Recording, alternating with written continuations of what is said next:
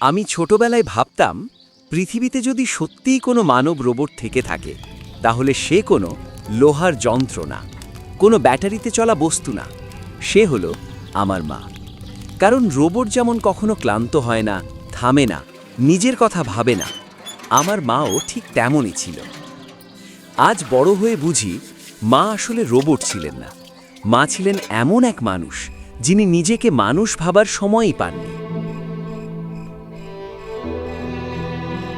আমি তখন খুব ছোট, ঘড়ি চিনতাম না, কিন্তু জানতাম যখন চারদিক অন্ধকার, পাখিও ডাকেনি, মোরগের গলা শোনা যায় না, ঠিক তখনই মায়ের ঘুম ভাঙে। আমরা তখনও কাঁথার ভেতর শীতের কুয়াশায় গুটিসুটি। মা নিঃশব্দে উঠতেন, এমন নিঃশব্দে যে মনে হতো তিনি যেন বাতাসের মতো। প্রথম কাজ বিশাল মাটির উঠোন ঝাড় দেওয়া। গ্রামের সেই উঠোন যেখানে সকালবেলা শিশির জমে, দুপুরে রোদ পড়ে ফেটে যায় মাটি। মা এক কোণ থেকে আরেক কোণ পর্যন্ত ঝাঁট দিতেন। ঝাঁটের শব্দে মাটির গন্ধ উঠত।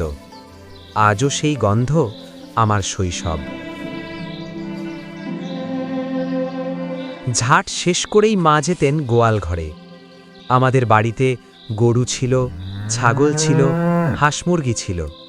মা এক একে সবাইকে ঘর থেকে বের করতেন।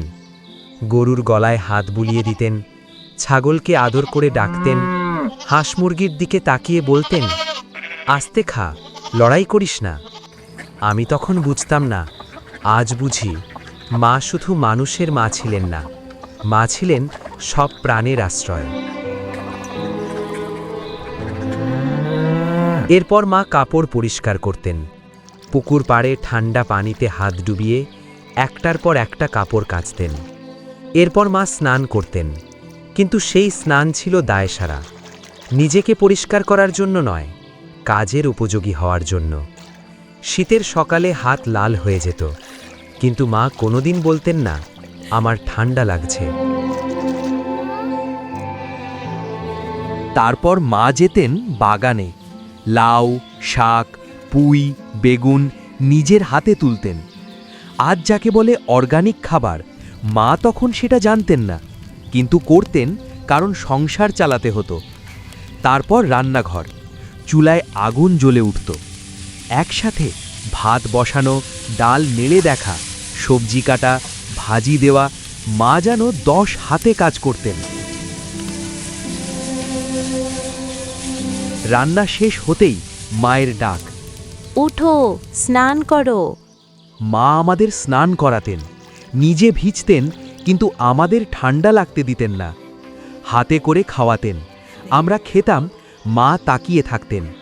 সবাই খেয়ে উঠলে সব শেষে মা খেতেন। এই শেষে খাওয়া আমি তখন বুঝিনি, আজ বুঝি এটা ছিল মায়ের জীবনের নিয়ম। আমাদের স্কুলের জামা ইস্ত্রি, ব্যাগ গোছানো, খাতা ঠিক জায়গায় আছে কিনা, পেন্সিল ভাঙা কিনা, রাবার আছে কিনা, সব মা নিজে দেখে দিতেন। আমরা বেরিয়ে গেলে মা তখনও থামতেন না। আবার থালা বাসন ধোয়া, পুকুর পাড়ে বসে ঠান্ডা জলে হাত ডুবিয়ে একটার পর একটা বাসন কাচতেন। কয়েকটা বাসনে পোড়া দাগ লেগে থাকত, মা ছাই দিয়ে ঘষতেন, কখনো বালি দিয়ে। হাতের চামড়া উঠে যেত, নখের ভেতরে কালো ময়লা জমত। আবার গরুর খাবার জোগাড়, মা দা হাতে নিয়ে যেতেন মাঠের ধারে, ঘাস কাটতেন, লতা পাতা তুলতেন। কখনো কাঁটা বিঁধে যেত পায়ে, কখনো দা দিয়ে আঙুল কেটে যেত। মা ওড়না দিয়ে বেঁধে নিতেন, কাজ বন্ধ করতেন না, কারণ গরু না খেলে দুধ হবে না। তারপর ঘাসের আঁটি কাঁধে তুলে গোয়াল ঘরে যেতেন, গরুকে আদর করে বলতেন, এই নে মা, আজ ভালো ঘাস এনেছি। আমার মা গরুকেও মা বলে ডাকতেন। তারপর শুরু হতো দুপুরের রান্না, একাই 4-5 রকম আইটেম। এক চুলায় ভাত বসানো, আরেক চুলায় ডাল, সবজি কাটা, ভাজি দেওয়া, মাছ থাকলে মাছ ভাজা। তেল গরমে ছিটকে পড়লে মায়ের হাতে ফোসকা পড়ত, মা ফু দিতেন, আবার নেড়ে দিতেন। রান্নাঘর ধোঁয়ায় ভরে যেত, মায়ের চোখ জ্বালা করত, মা চোখ মুছতেন। কিন্তু কাজ থামাতেন না। তারপর গোবর কুড়িয়ে রোদে দেওয়া। এই কাজটা কেউ দেখত না। কেউ কখনো মাকে বাহবা দেয়নি এই কাজের জন্য। মা খালি হাতে গোবর তুলতেন, রোদে শুকাতে দিতেন। শুকনো গোবরই তখন চুলার জ্বালানি। এই গোবর না শুকোলে রান্না হবে না। আমরা সেটা জানতাম না। এই সময়টায় মা একাই সব। কেউ পাশে নেই, কেউ বলে না চলো আমিও একটু কাজ করি। মা যেন একা পুরো সংসারের মেরুদণ্ড হয়ে দাঁড়িয়েছিলেন।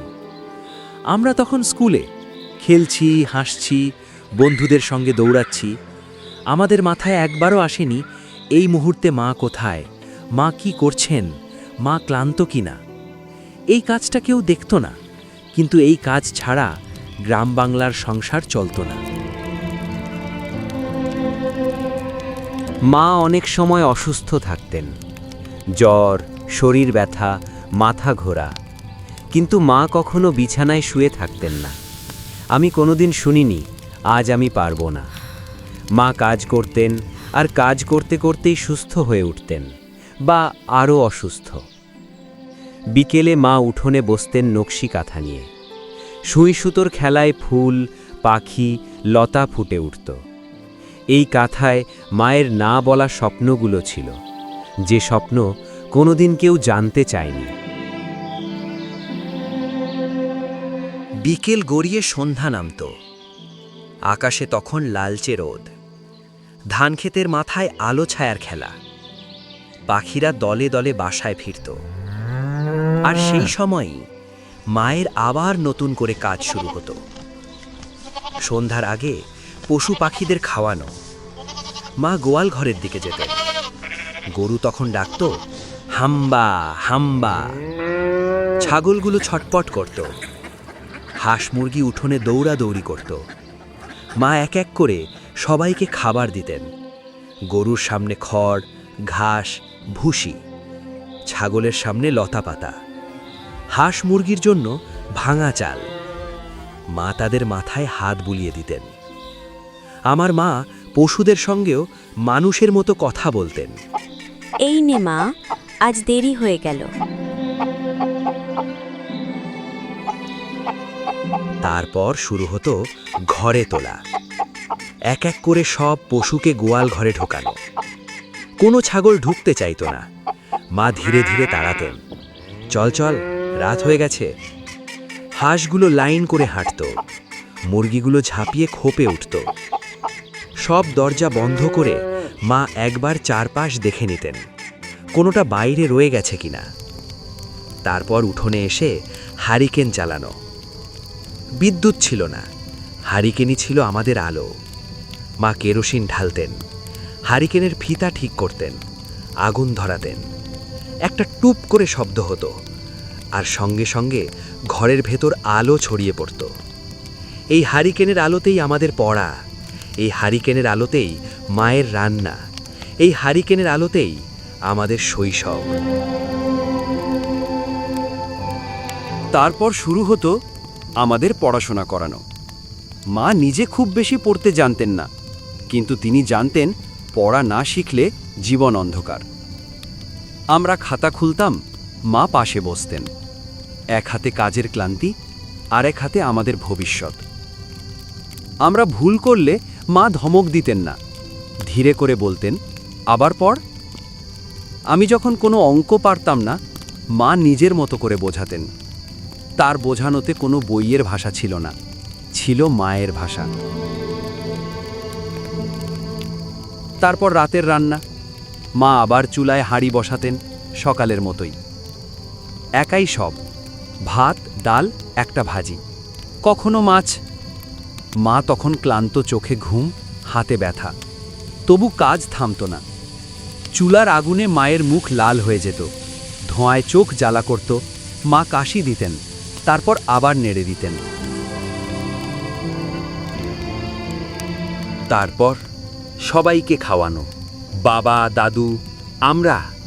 মা এক এক করে সবার পাতে ভাত দিতেন। জিজ্ঞেস করতেন আর নেবি? আমরা বলতাম না। মা তখনই খেতেন না, সবাই খাওয়া শেষ করলে মা নিজের পাতে ভাত নিতেন। তারপর আবার থালা বাসন ধোয়া। রাতের অন্ধকারে ঠান্ডা জলে মা এক এক করে সব বাসন মাজতেন। হারিকেনের আলোয় তার হাত ঝিলমিল করত। আমি তখন ঘুমিয়ে পড়তাম, মা তখনও জেগে থাকতেন। সবাই ঘুমাতো, ঘরে নিস্তব্ধতা নামত, বাইরে ঝিঝি পোকার ডাক। মা তখনও একা বসে থাকতেন, পরের দিনের হিসাব করতেন। কাল কি রান্না হবে, কাল কি আনতে হবে, কাল কার স্কুলের কি লাগবে।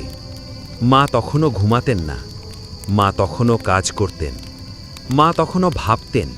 আর ভোর হলে সবচেয়ে আগে মাই উঠতেন। আবার সেই রোবটের মতো দিন, কখনো থামেন না। মা কোনোদিন বলেননি আমার স্বপ্ন আছে। মায়ের স্বপ্ন ছিল আমরা, আমাদের ভবিষ্যৎ। তিনি নিজের জীবনটাকে আমাদের জন্য নিঃশব্দে খরচ করে দিয়েছেন। আজ আমি বড়, মা বুড়িয়ে গেছেন, হাত কাঁপে। আজ আমি মাকে বলি, মা তুমি একটু বসো। মা বলেন, কাজ বাকি আছে। তখন বুকের ভেতর কিছু একটা ভেঙে যায়।